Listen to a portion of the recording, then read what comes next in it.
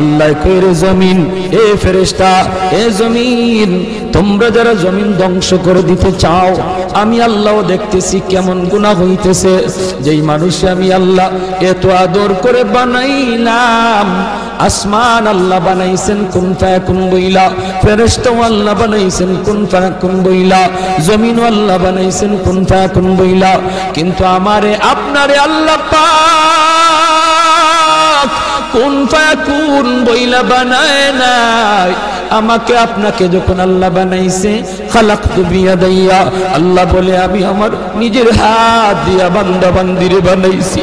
কারণ এই চেহারার মধ্যে এত দামি কপাল, ওই কপাল দিয়া বান্দা আমার কুদরতি কদমে সাজদা দিবে।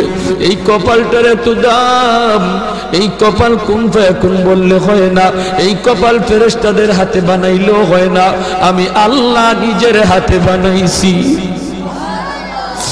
আল্লাহ পাক কই আমি আল্লাহও দেখি জমিনে কেমন অন্যায় হয়, অত্যাচার কেমন জুলুম হয়, জমিনে কেমন অন্যায় হয়, অত্যাচার হয়, কেমন জুলুম হয়, কেমন গুনাহ হয়, আমি আল্লাহ দেখতেছি। আমি আল্লাহ দেখতেছি আমার নবীর নায়েবে রাসূল উলামায়ে কেরামের সাথে কেমন আচরণ হয়, সবই আল্লাহ বলেন আমি দেখতেছি। এরপরও আমি কেন নগদ ধরি না জানুনি? 4 শ্রেণীর কারণে। লাউলা মাশাইখুর রুক্কা ওয়াল শাবাব খুশা ওয়াল আতফাল রুদ্দা ওয়াল আনআম রুত্তা।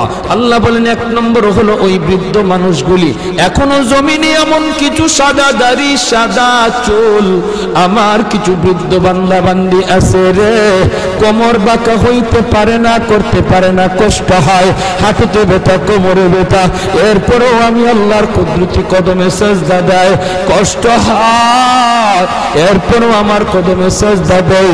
এই সাজদার দিকে তাকাইলে জমিনের প্রতি মায়া লেগে যায়।